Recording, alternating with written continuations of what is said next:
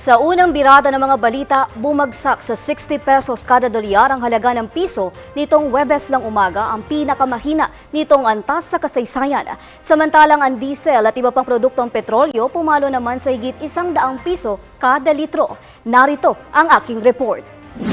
Napa-oh my gas na lang ang rider na si Joselito Pangilinan nang makita ang presyo ng gasolina sa isang gas station kanina. Pumalo na kasi ito sa higit 100 piso.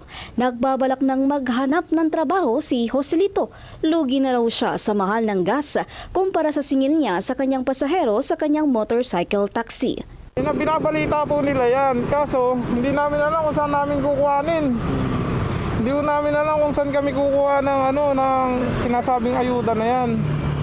Naasahan nga rin doon namin kahit paano sana makatulong pang gasolina, pambawi sa araw-araw. Kaso hindi namin alam kung saan kukuhanin. Pero hindi lang ito ang dagok sa mga Pilipino ngayon. Palitan ng piso kada dolyar, pumalo na sa 60 pesos. Ito na ang pinakamababang halaga ng pera natin kontra US dollar. Dahil dito, lalo pang tataas ang presyo ng produktong petrolyo. Hirit ni Joselito, kailangan na ng tulong mula sa gobyerno. Ayun din ang hinaing namin sa gobyerno. Sana alam namin kung saan kami pupunta. Alam namin kung saan namin pupuntahan yung sinasabi nilang tulong.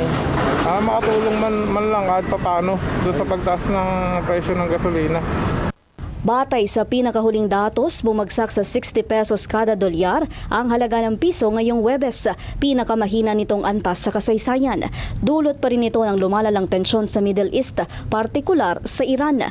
Kaninang umaga, umabot sa 60 pesos and 4 centavos kada dolyar ang piso. Mas mahina kumpara sa pagsasara nito noong Miyerkules na nasa 59 pesos and 52 centavos.